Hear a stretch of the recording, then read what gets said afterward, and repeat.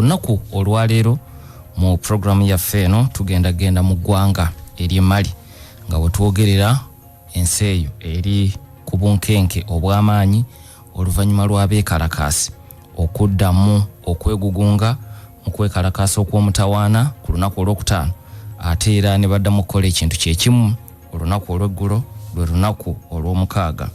Okwekalakasa kuno kuddirira okwo okwaliwo mu mwezi ogw'omukaaga gw'omwezi gwe tukubye amabega. Mu mwezi ogw'omukaaga okwekalakasa era okuwakanya gavumenti ya President yaliko Ibrahim Boubacar Keita kwatandika ennaku z'omwezi 5 June era kaakati Abekalakasi bano ekisinde kyabwe mwe basinziira okwegugunga bakikazizaako 5th June movement kyekisinde mwe bayita okwegugunga nga bawakanya obukulembeze bwa President Ibrahim Boubacar Keita. Basooka kwekalakasa 5 June ne bawummuzaamu ne baddamu ne basirika omwezi gwagenda okugwako ogw'omukaaga nga bakakkanya. Mpuliriza oyinza okuba weebuuza kiki ekibadde kibaleetera okukakkana oluvannyuma lw'okwekalakasa okwali okw'amaanyi okwasooka nga 5 June oyinza okugamba nti kwamenya n'emiti. President Ibrahim Boubacar Keita yalaga Abekalakasi nti mwetegefu okutuula nabo okukkanya ku nsonga ez'enjawulo era okuva olwo n'okutuusa wiiki eno babadde basisinkana nga n'omukago gwa ECOWAS ogutwala amawanga mu kitundu ekyo ekya West Africa gufuba okulaba nga gutabaganya enjuyi zombi batuuke ku kukkaanya. N'olwekyo ekirwa ky'okwekalakasa kuno kuzze kubaawo bwe kusirika. Ne wiiki eno ku lunaku olwokutaano n'olw'omukaaga kubadde kusuubirwa nti kuyinza okuyimirizibwa olw'ensonga nti ne ku ntandikwa ya wiiki eno wabaddewo ensisinkano wakati w'abakulembeze baaba bali ku ludda oluvuganya gavumenti n'abo abali mu gavumenti. Wabula olw'okubeera mu nsisinkano zino ezibaddewo ne ku ntandikwa ya wiiki tebaatuuse ku kukkaanya. Abekalakasi kwe kuddamu okwekalakasa ku lunaku olwokutaano ne ku lunaku olw'omukaaga. Ekisinde kino ekya 5th June movement kikulemberwa imaamu ow'erinnya mu ggwanga lino erya Mali nga imaamu ono Mahmoud Diko azze akulembera abantu bano mu ggwanga lya Mali bukya okulonda okwasembayo kuggwa. Okulonda okwasembayo okutali kwa president wabula okw'ababaka mu parliament kwaliwo mu mwezi ogwokuna. Kakati okulonda okunga kuwedde wazze wabeerawo obutakkaanya bungi eri abantu ba bulijjo naddala bali ku ludda oluvuganya gavumenti ne gavumenti ya musajja mukulu Ibrahim Boubacar Keita. Era imaamu ono Mahmoud Diko kwe kwesowolayo n'afuuka omumuli ogw'Abekalakasi bano. Era mu kusooka nga bagenda okwekalakasa nga 5 June baabagana ekiwandiiko kye baasindika ow'omukulembeze w'eggwanga. Ekiwandiiko ekyo kyalimu ensonga ez'enjawulo era ng'emu ku nsonga enkulu eyalimu nga bamuga nti baagala alekulire. Era mu kiwandiiko ekyo baateekanamu nti bakubiriza abawagizi baabwe okujeemera gavumenti. Mu kugijeemera bagaane n'okuwa emisolo okutuusa ng'ekoze bye baagala. Naye nga jjukira mu bye baagala mwalimu n'okwagala president ye kennyini alekulire. Kakati ampuliriza President Keita ku myaka 75 egy'obukulu kino ali mu kisanja kye ekyokubiri akituuka butuusi wakati. Ekisanja ekyasooka yakiwangula 2013 n'akifuga ne kiggwako kya myaka 5. 2015 n'addamu n'asaba ekisanja ekyokubiri era kye yawangula. Kakati wabula okulonda okw'abaka mu parliament kwe kwabaddewo omwaka guno wakati nga ekirwadde kya COVID kitandise okugoya amawanga okwetoloola ensi nga ne Mali mw'ogitwalidde bo baasalawo okugenda mu maaso n'okulonda kuba ekyamazima okulonda okwo kwali kuluddewo nnyo. Kwalina kubeerawo mu mwaka gwe 2018 nga Keita alondebwa kuba president. N'olwekyo beesanga nga kizibu ate era okwongezaayo okulonda okwali kumaze okulwisibwayo ebbanga eryali ligenda mu myezi 2. Ezimu ku nsonga ezigasa Abekalakasi ze zino kubanga Abekalakasi bali mu biti byanjawulo. Mahmoud Diko yadde ye mukulembeze goyinza okutwala ow'oku ntikko ow'Abekalakasi bano naye balimu ebiti byanjawulo. Mulimu ab'ebyobufuzi, mulimu Abekalakasa olw'ensonga z'ebyenfuna, mulimu Abekalakasa olw'olutalo olutaggwa mu bukiikakkono bw'eggwanga erya Mali.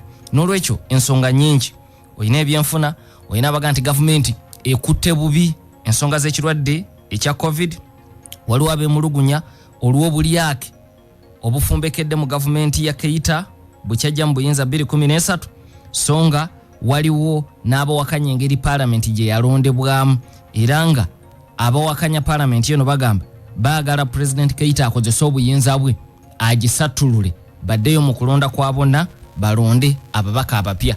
Era eyo yemu ku nsonga eyalina mu kiwandiiko kye baasindika wa president Keita nga bagenda okweyiwa ku nguudo omulundi ogwasooka nga 5 June gwe mwezi oguwedde.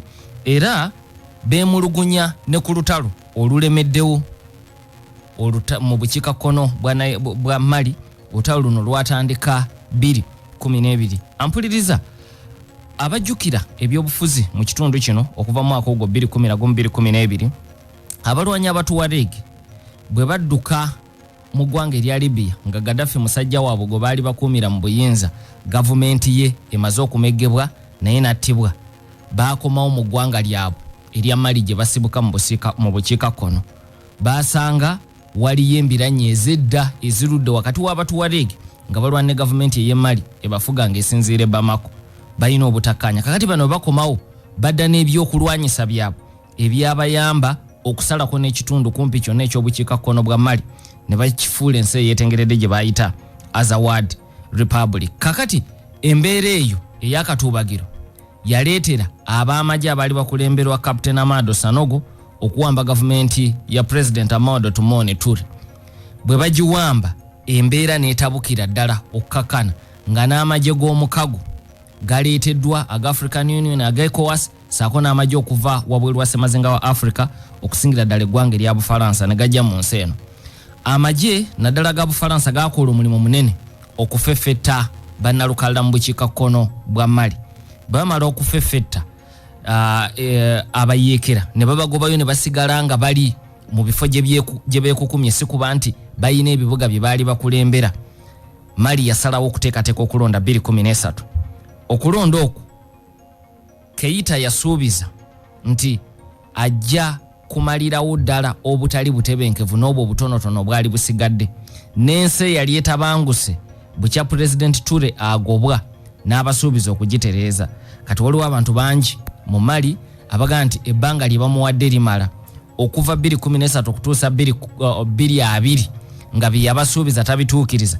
Tewakyali nsonga lwaki abeera ku bwa president. N'olwekyo bwe baakomye ku lunaku olwokutaano okwekalakaasa baatadde ebirungo mu kwekalakaasa kwabwe, kubanga ku mulundi guno baalumbye ne parliament era ne bagyokya, baagikumyemu n'omuliro munda mu ofiisi ez'enjawulo, ne balumba TV y'eggwanga ne boonoonayonoona ebintu bye basanzeemu. Era okkakkana essaawa eziwera ku lunaku olwokutaano TV eno yabadde teri ku mpewo, era mu kavuvuŋŋano wakati w'ab'ebyokwerinda n'abekalakasi waliwo n'abantu abattiddwa. Wabula President Keita asuubiza wakola buli kisoboka okunoonya n'okubuuliriza, yataddewo okubuuliriza kwabo abeenyigidde mu ttemu lino. Agamba bajja kangavulwa ng'amateeka bwe galagira, wabula n'akubiriza n'abeekalakasi okukola buli kye bakola mu mirembe okugoberera amateeka baleme ate kwongera kutabangula ggwanga erya Mali.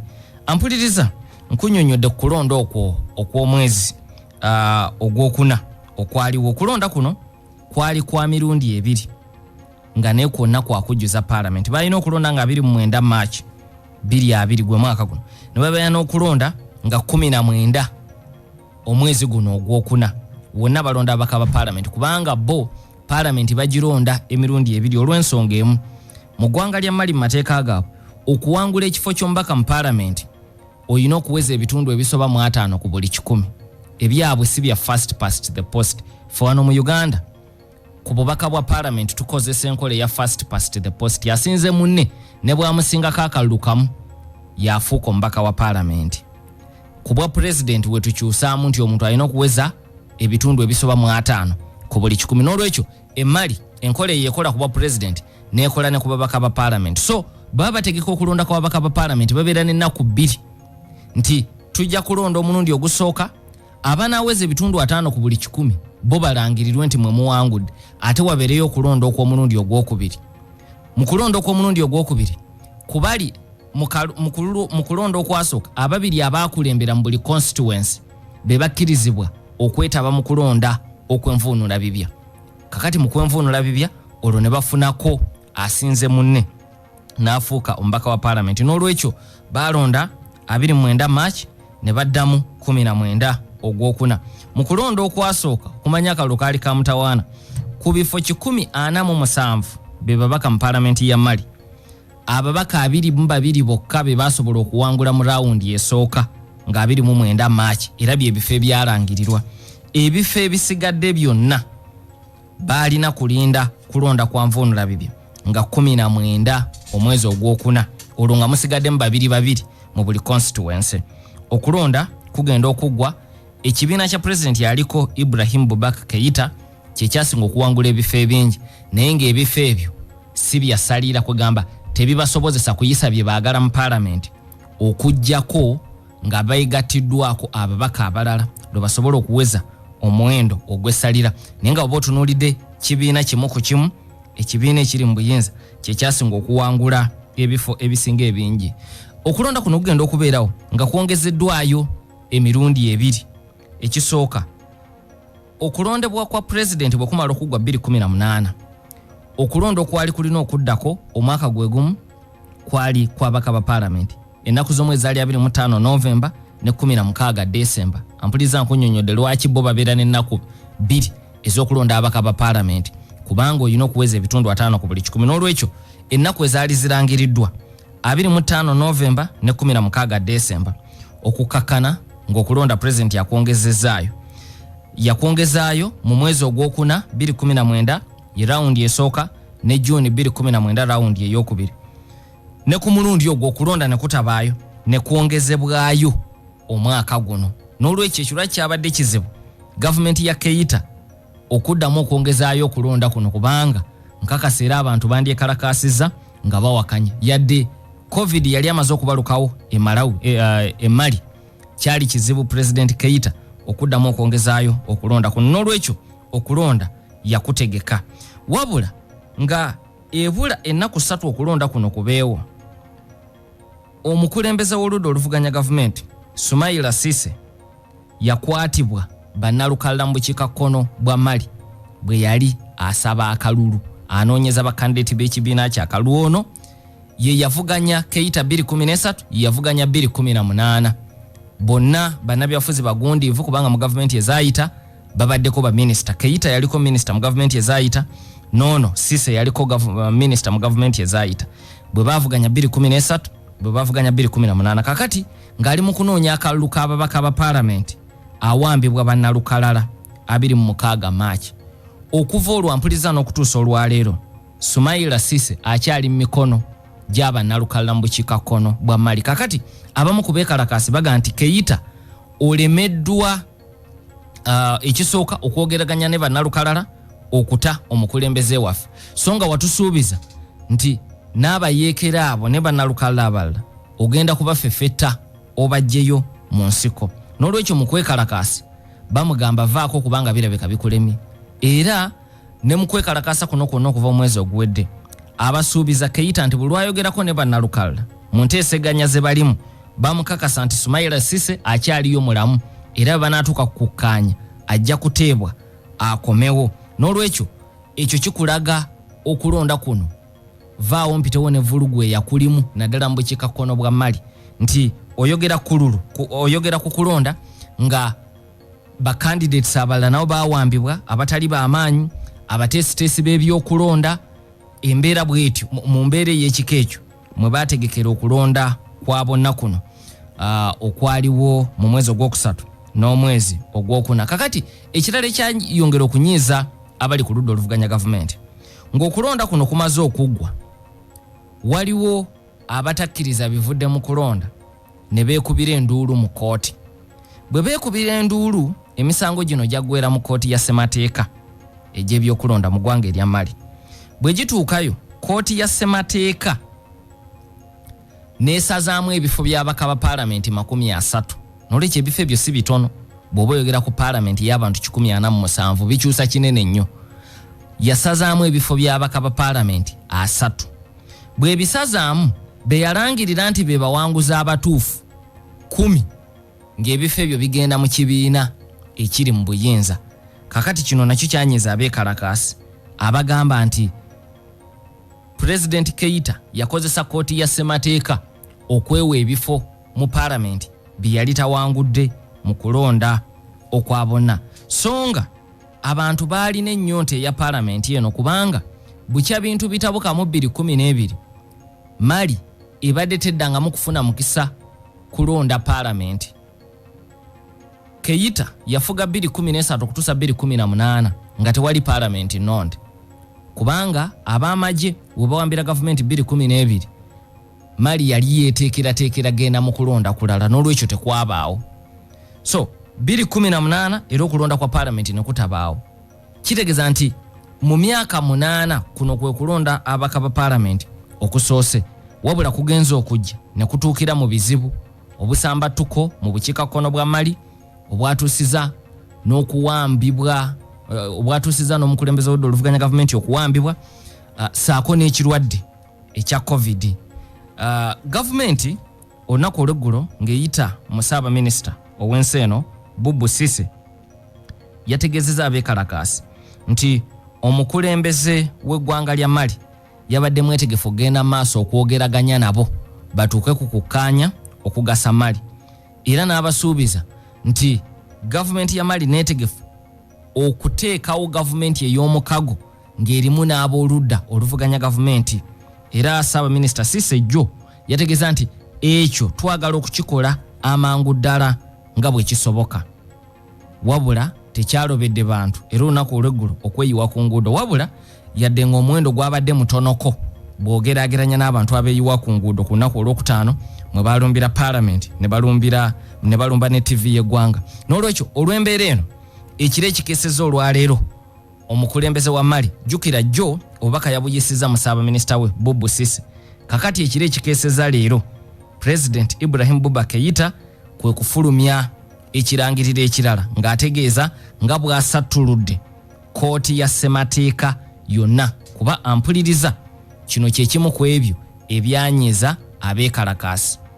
Tebaali bamativu nangeri parliament gye yalondebwamu ne baba bakyakigumidde ekyo ate n'ebimu ku bifo bye baali bawangudde kooti n'ebisazaamu n'ebiwa ab'ekibiina ekiri mu buyinza. N'olwekyo Abekalakasi balina obuzibu ku parliament baagala esattulwe, naye ate ne kooti ya ssemateeka babadde baagala esattulwe. Kati ekiro ekikeeseza olwaleero Ibrahim Boubacar Keita musajja mukulu w'emyaka 75 kooti ya ssemateeka agisattuludde era awadde ekitongole ekirondoola emirimu mu Sigeddamuzi okutandika okusunsula okulanga abantu abalina ebisaanyizo okufuuka abalamuzi mu kooti eno basunsulwe, era bamala okusunsulwa amannya ago gaweerezebwe ewa president alondemu abanaabeera abalamuzi mu kooti eno kubanga Abekalakasi abalamuzi ababadde tebakyabaagalira ddala.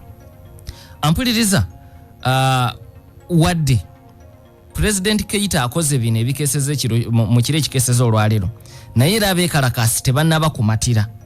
Ekikyuseemu kiri nti mu masekkati ga wiiki eno Abekalakasi obagamba abakulembeze baabwe baategeeza nti ku ebyo bye baatandikirako nga Abekalakasi nga 5 June balina bye baseeseetuseemu. Ekisooka bagambye nti kati tebakyayagala President Ibrahim Boubacar Keita kulekulira kubanga tebawakanya buwanguzi mu 2018. Kyebawakanya yengeri gy'atambuzizaamu gavumenti kubanga ampuliriza nga COVID tannajja mu Gwokusatu Mali waliwo n'okwekalakasa kw'abasomesa okwali kugazizaawo amasomero mangi, n'olwekyo COVID yagenda okujja Mali balangire nti amasomero tugaggadde mangi ku go gaali gaggalwawo dda nga abasomesa beegugunga ne bagaana n'okulinnya mu bibiina. N'olwekyo bano baga tebalina buzibu na Keita ngeri gye yawangula 2018. Obuzibu bwabwe buli ku ngeri gy'atambuzizaamu gavumenti n'engeri okulonda kw'abaka ba parliament gye kwategekebwa. So olw'ensisinkano ze bazze babaamu baseeseetuseemu katono ne baga nti kaakati ekyokuva ku bwa president ekyo tetukyakyagala, kasita ensonga zino endala nazo ozikolako kubanga waliwo ezimu ku ezo zazzaakolako bwekyabatandika kusisinkana omwezi ogwedde. Kuba mpuliriza abadde nange okuva ku ntandikwa nkunnyonnyodde nti okuva ku kwekalakasa okwasooka nga 5 June gavumenti ya Keita yateekawo omwaganya oba ekkubo ery'okwogeraganya n'Abekalakasi era nga omukago gwa ECOWAS gwe gubatabaganya mu nteekateeka eyo. N'olwekyo ekyokuvaako kati tebakyakyagala, wabula balina ebyenjawulo bye baagala ng'okusattulula kkooti ya ssemateeka ekyakikoze, baagala okusattulula paalamenti, ekyo tannaba kukituukako, balina n'enkyukakyuka endala nnyingi ze baagala, wabula Abekalakasi baagala nti si bamativu era nakino ekisembyeyo olw'ensonga nti pulezidenti agenza okukikola ng'essaawa tezinnawera 24 ng'ate akutte abamu ku bakulembeze baabwe abadde bakulembeddemu abantu okwegugunga.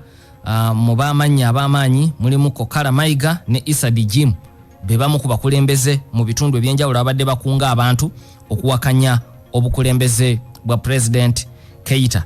Ampuliriza, njagala mu kiseera kino tutunulire ku Imam ono Diko atadde omukulembeze wa Mali ku bunkenke yaani. Ampuliriza, Imam ono w'erinnya agambibwa okuba nga yazaalibwa mu myaka egya 1905 era azaalwa mu kitundu eky'Etimbuktu mu ggwanga lino erya Mali. Yasomera Saudi Arabia era bw'akomawo mu ggwanga lye erya Mali emirimu gye yasinga okukola gyali ebiri mu myaka egyasooka nga avudde mu ssomero: okusomesa Oluwarabu saako n'okubeera imaamu mu muzikiti oguyitibwa Badala Bagu nga guno guli ku njegoyego z'ekibuga Bamako okumala ebbanga ddene. Egyo gy'emirimu gye yali akola. Ajjukirwa nti mu mwaka 2012 ng'embeera etabuse Mali gye nkunnyonnyoddeko, bannalukalla basazeeko ekitundu eky'obukiikakkono ate ne bannamagye abakulemberwa Maada Sanogo Bawambye y'omu ku bantu abeesowolayo okwogeraganya n'abo abakulembeze b'ebibiina by'abannalukalla, era yatuuka n'okusisinkana kamanda w'ekimu ku bibinja by'abannalukalla eky'amaanyi nga ye Gali ne basisinkana, agezaako okumukkirizisa akwatagane ne gavumenti ey'e Mali mu kifo ky'okugenda maaso ng'akola obulumbaganyi. Wabula enteeseganya zino bwe zaagwa obutaka, ebibinja bino byo ne bigaa nti bigenda kukozesa lyanyi okuwamba gavumenti ey'e Mali era ne bagaa nti ffe mutuveeko kaakati katukozese eryanyi tugende tuvuunikire eddala gavumenti ya Mali omulundi gumu.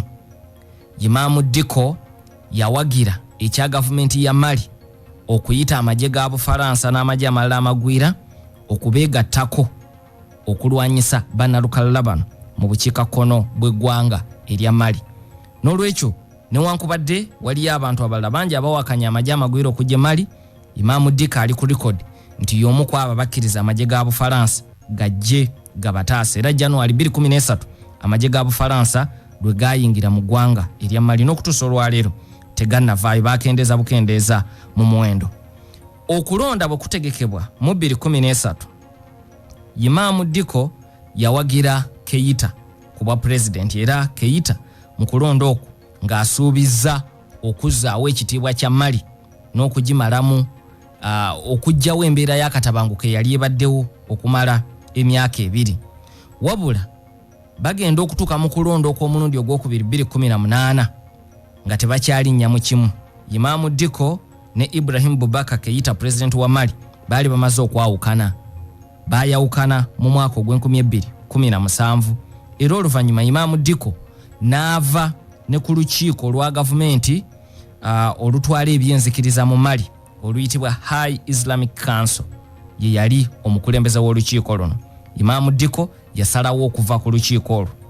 Bw'aluvaako n'atondawo ekisinde ekiki eky'ebyobufuzi naga nti tebijja kukwatagana nga nkulembera ekitongole kya gavumenti ekitwala ebyenzikiriza ate mu kiseera kyekimu nga nze nkulembedde ekisinde ekipya eky'ebyobufuzi. Kale ekisinde kino kyekyeyubudde ne kifuuka Fifth Movement kubanga kyegattiddwako n'ebibiina by'obufuzi ebirala. Kakati ate bw'otunuulira Imam Diko nga bwe nkunnyonnyodde avudde butereevu mu gavumenti ya Boubacar Keita, abadde nayo okuva 2013 okutuusa 2017. N'olwekyo jazze ku ludda oluvuganya gavumenti asanzeeyo abantu abalala bangi. Wabula asooka okukola erinnya mu ggwanga erya Mali oba okufuuka ow'ettutumu omwaka gwali gwa 2019 lwakubanga ne mu 2012 yakola erinnya bwasisinkana kamanda w'abanalukala aggali naye ng'emabega eri mu 2009 lwe yasooka okufuuka ow'ettutumu banalukala ekibawambisa opposition leader kyeki ensonga eriemu abantu abo abakulembera ebibiina by'obwanalukala mu bukikakkono bwa Mali baagala ebitundu ebyo bikutulwe ku Mali bifuuke ensi ezeetengeredde n'olwekyo bakulaba ng'oveeyo ate weetaba mu kulonda okutegekeddwa gavumenti efuga ng'esinziira e Bamako bakutunuulira nga ggwe abawakanya kubanga nkugambye nti noono Imam gwe njogerako Diko ava Timbuktu mu bukiikakkono bwa Mali n'olwekyo naye bannalukala bali tebamwetaaga kubanga akkiririza mu byobufuzi ebyawamu ebya Mali bo bali baga nti ekitundu kino tusobola okukisalako neefuuka ensi eyeetengeredde nga abatuwaliige kye baakola bwe bawamba ekitundu ekyo 2012 balangira n'okulangira nti batonzeewo ensi eyaabwe gye baatuuma Azawad Republic. Ampuliriza njagala tuddeyo katono ku Imam Diko mu mwaka 2019 era ng'ali ku lukiiko luno olutwala ebyenzikiriza mu Mali naye nga lukiiko lwa gavumenti oluyitibwa High Islamic Council yeegatta ku beekalakasi okuwakanya enteekateeka eza gavumenti mwakolera olw'ensonga nti gavumenti yaliko mu biseera ebyo eyakulemberwanga General Retired Ahmad Tumone Ture yali ereeta ennongoosereza mu tteeka erifuga amaka era ng'okusinziira ku Diko ne banne bagamba nti ennongoosereza ezaali zireeteddwa zaali zijja Mali ku musingi gw'obuyisiraamu nga baagala okugifuula secular state kakati naga nti ekyo tetusobola kukikkiriza nsi Mali ya ddiini nsi y'abayisiraamu ate yina ebyafaayo by'amaanyi nnyo bw'oba oyogera ku nzikiriza y'obuyisiraamu kusemazinga ono owa Africa n'olwekyo yadde ekitongole kye yalimu nga kya gavumenti yasalawo okwegatta ku beekalakasi okuwakanya President Ahmad Tumone Ture ku tteeka eryo. Ampuliriza oyinza okuba weebuuza nti biki ebyali mu tteeka eryo. Ebimu ebyali mu bbago lino bye bino. Ebbago lyali litongoza obufumbo bwa gavumenti obutali bwa ddiini mu kiseera ekyo ng'obufumbo bwokka obukkirizibwa Mali bwebwo obw'eddiini. Kaakati gavumenti ya Ahmad Tumone Ture ng'eyita mu parliament ereeta ennongoosereza nti omuntu ne bw'agenda ewa DC basobola okumugatira n'obwo buba bufumbo ekyo Imam Diko yagaana okukikkiriza era n'akiwakanya yemu ku nsonga eyamwegassisa ku beekalakasi. Ekirala ekyali mu bbago lino ebimu ku ebyo ebyawakanyizibwa abantu abangi ebbago lino lyali liteekawo omwenkanonkano wakati w'omwami n'omukyala. Imam Diko ne banne kye bagamba nti kyali kikontana n'ebyawandiikibwa ebitukuvu era nga tebasobola kukiwagira mu kutaputa kwabwe ne bagamba nti President Ture n'abaka ba parliament ekyamazima baali baagala okufuula Mali secular state kye baali tebayinza kukkiriza era ebbago lino lyali likyusa n'emyaka omuwala waayina okukkirizibwa okufumbirwa ng'emyaka bajambusizza okutuuka ku myaka 18 so nga mu kiseera ekyo omwana ow'emyaka 18 Mali yali akkirizibwa okufumbirwa nga muwala. Musajja yenna yali waddembe okuwasa omwana awezezza emyaka 15 Mali. Kaakati kino etteeka lyali likikyusa nti omwana omuwala bamuwasize nga ku myaka 18. Ekyo nakyo Diko ne banne baakiwakanya. Era ebbago lino bannabyabufuzi bo baali baliyisizza. Parliament yaliyisa eya Mali ng'ennaku z'omwezi 3 August 2009 n'olwekyo nga ebulayo President Ture kuliteekako mukono. Diko kwekegatta ku beekalakasi mu kwekalakasa okwamenya n'emiti ne bawakanya ebbago lino. Bwe baali wakanya President Ture n'agaana okuliteekako omukono n'agamba ndizizaayo mu Parliament mulikolemu ennongoosereza era obuwaayiro obwo bwonna bwali buvuddeko omutawaana ne bugibwamu. N'olwekyo gwe mulundi ogwasooka Imam Diko okuyingira mu nsonga ezeekuusa ku byobufuzi. Mali yemu ku mawanga kusemazenga wa Africa agayina ebyafaayo ebigazi ate ebiwanvu era abaana abasoma history oba ebyafaayo mu senior ne ku muterero gwa university Mali mugimanyi mulungi mu byafaayo eri ebyedda. N'olwekyo njagala ntunulire bino ebisembyeyo eby'emyaka gya Mali ng'emaze okufuna obwetwaze n'obusambattuko buno obugitigomezza okumala ebbanga ddene. Mali yafuna obwetwaze mu mwaka gwali 1960 era Abafalansa be baagifuga. Mu kufuna obwetwaze mukulembeze waayo yasooka yali Mobido Keita. Yali musajja akkiririza ennyo mu nkola ey'obwannakalyakaani nga yakakwata obuyinza. Ampuliriza kyolina okumanya nti bukya Mali efuna obwetwaze mu 60 ezeebeeramu obusambattuko mu bukiikakkono bwa Mali nga bwe busirikiriramu ebbanga teriweza lya mwaka mu busikatono ne buddamu olw'okuba abantu mu kitundu kino eky'obukiikakkono bazze bagamba nti banyigirizibwa gavumenti ez'enjawulo. N'olwekyo 1960 Mobido Keita afuuka omukulembeze wa Mali nga bafunye obwetwaze. 62 abalaalo Abatuareg ne baggulawo olutalo mu bukiikakkono bwa Mali bawakanya ngeri gye baali bafugibwamu. Olutalo luno emmundu yaseka okuva 62 okutuusa 64 nga baga nti banyigirizibwa, n'olwekyo kye kiseera bafune ensi eyeetengeredde. Era olutalo lw'Abatuareg olusooka mu modern history oluyitibwa First Tuareg Rebellion lutandika 62. Amagye ga Mali Omufalansa yali agateeseteese bulungi mu kiseera ekyo, n'olwekyo olutalo luno terwabazibuwalira nnyo era mu myaka 2 baali bamaze okubasesebbula n'okubakkakkanya. Wabula bwe bamala okubamegga ate tebaatabagana nabo. Kye baakola kwe kubasindikira abannamagye nga be bakulembeze baabwe. Bitundu ebirala nga wali abantu ba bulijjo abalondeddwa okuvuga gavumenti ez'ebitundu. Mu bitundu bino eby'Abatuareg gavumenti ye Mali yasalawo kubateekako bannamagye ne bannamagye ne balyoka babafuga n'omukono ogw'ekyuma. Mu mukono guno ogw'ekyuma Abatuareg bangi bakyayira ddala gavumenti z'e Mali ezibafuga nga zisinziira e Bamako, ate abalala ne batakoma ku kukyawa ne badduka ne mu ggwanga ery'e Mali ogenda mu mawanga agaliraanyeewo.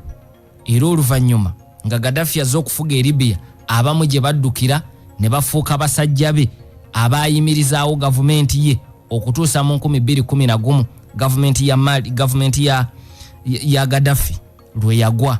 N'olwekyo embiranyi ey'amaanyi esibuka mu lutalo olw'62 okutuusa 64 naye ate n'ebyaddirira.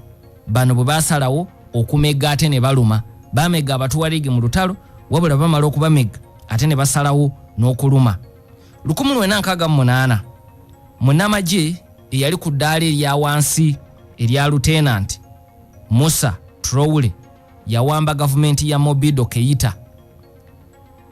Traore okuwamba gavumenti yali aweza emyaka 32 gyokka egy'obukulu. Bwe yakwata entebe yafuuka nakyemalira era n'afugisa Mali omukono ogw'ekyuma.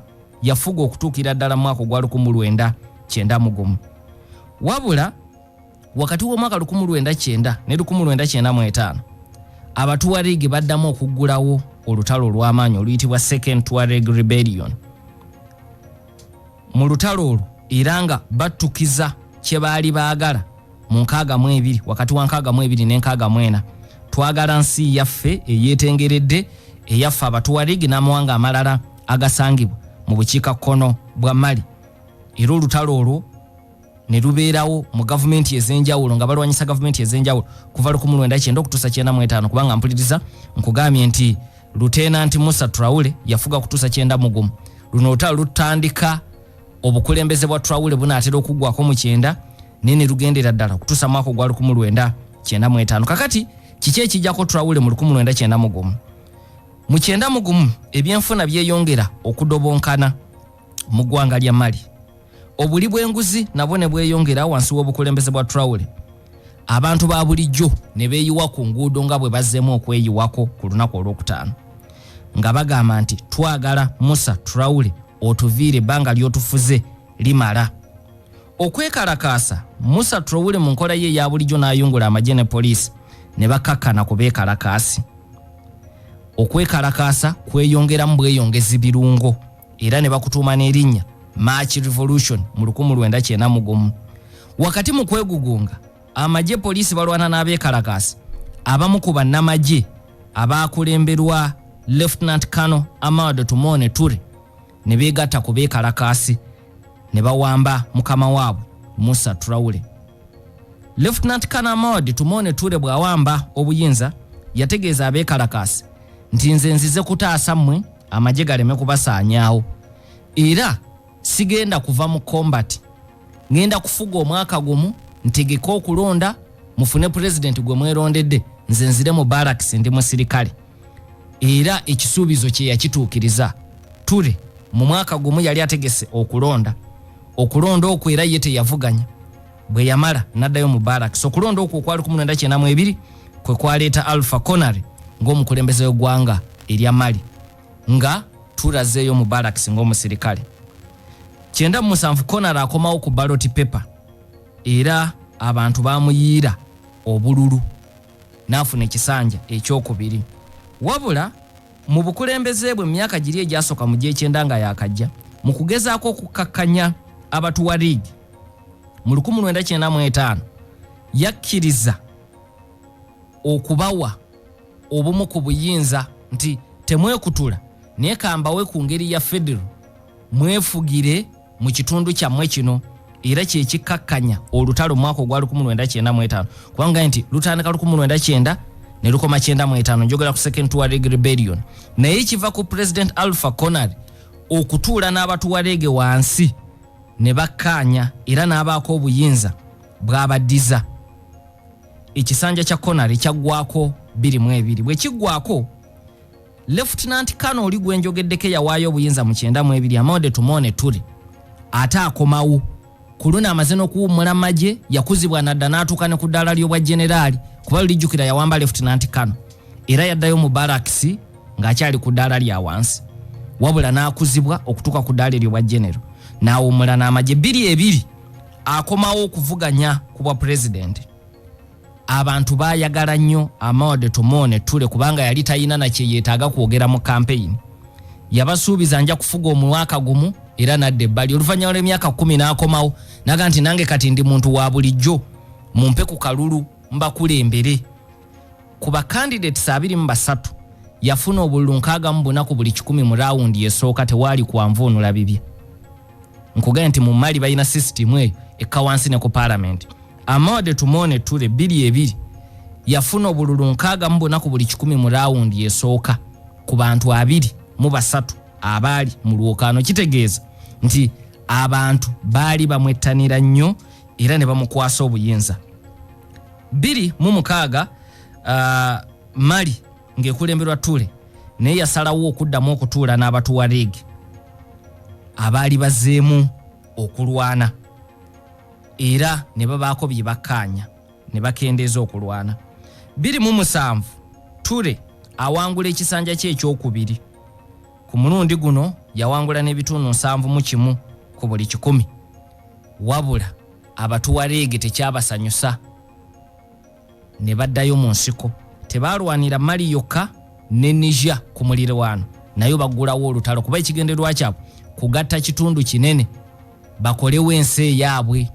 Mulimu ebitundu bye baagala okujja ku Niger n'amawanga amalala ageetooloddewo.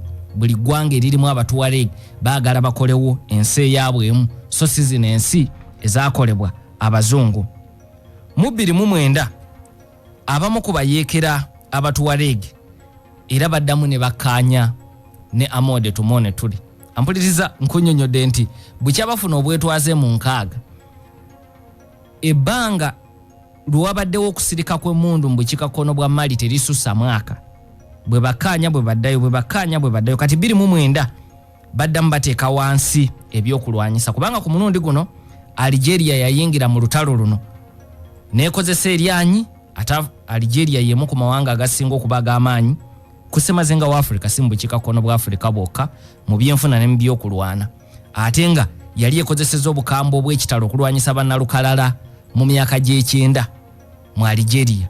N'olwekyo eyingira mu nsonga zino eze Mali abatuwalig ne bakkiriza okuteesa ne gavumenti ya Toure era ne bateeka wansi ebyokulwanyisa naye mu buwaze kubanga mwali muyingiddemu interests z'ensi endala ate nga bagyeraliikiridde amaanyi gaayo. Wabula mu 2011 ate ebintu bikyuka. Jukira nti bano batadde wansi ebyokulwanyisa 29 ne 2011 ofunye okwekalakasa mu bukiikakkono kwa Africa okwasuula gavumenti ez'enjawulo. Emu ku gavumenti ezaagwa ye ya Gaddafi. Nkunnyonnyodde nti abatuwaliigi baali bangi nnyo mu ggwanga lino erya Libya. Kakati badduka badda emmali basanga bannaabwe abateeka wansi ebyokulwanyisa. Naye bano bakomyewo balina ebyokulwanyisa ebya buli kika bye basuuzizza mu gavumenti ya Gaddafi gye bavuddemu bwe bakomawo olutalo lwaddamu buto. Era mu bbanga ttono nnyo baali balangiridde Azawad Republic. Wabula mpuliriza bakomawo 2011 emundu etandika okuseka mu bukiikakkono. February 2012 President Toure asuubiza bannansi ba Malawi nti yadde tuyinamu engeri y'obutabanguko kw'okulonda kuyina okubeerawo kubanga ekisanyi kye kyali kyolekedde okuggwako. N'olwekyo n'abasuubiza ngenda kuteekateeka okulonda mulonde pulezidenti omulala. Abyogera February okulonda kuyina kubeera mu mwezi ogwokuna. Agayadde abatuwaliigi batabuse mu bukiikakkono bo tujja kubakkakanya naye n'okulonda kubeerewo. Omwezi ogwaddako ogwokusatu abamu ku basirikale abakulemberwa Kapiteeni Amade Sanogo naye yali myaka 3 ne bavuunika gavumenti ya mukama waabwe General Amode Tumone Ture. Ensonga gye baawa esinga obukulu nti olutalo mu bukiikakkono bwa Mali lwali lulemye Pulezidenti Ture ng'era bo nga abasirikale ku madaala aga wansi bafiira mu lutalo nga gavumenti tebawa bikozesebwa byetaagisa. Zizimu ku nsonga Kapiteeni Sanogo ze yawa okuwamba gavumenti ya mukama. Wabula mangu ddala African Union newera gavumenti ene y'abannamagye omukago wa ECOWAS nagwo ne gubawera ne gugate tusobola kukkiriza gavumenti ya kika ekyo. Ekyewuunyisa nti yadde Kapiteeni Sanogo yasuubiza nti ensonga lwaki bajjeko Ture kubanga olutalo lumulemye bo kabeekwatiremu. Bo bwe beekwatira mu gavumenti mu nnaku 10 abatuwaliigi baali babawambyeko bukiikakkono bwa Mali bwonna.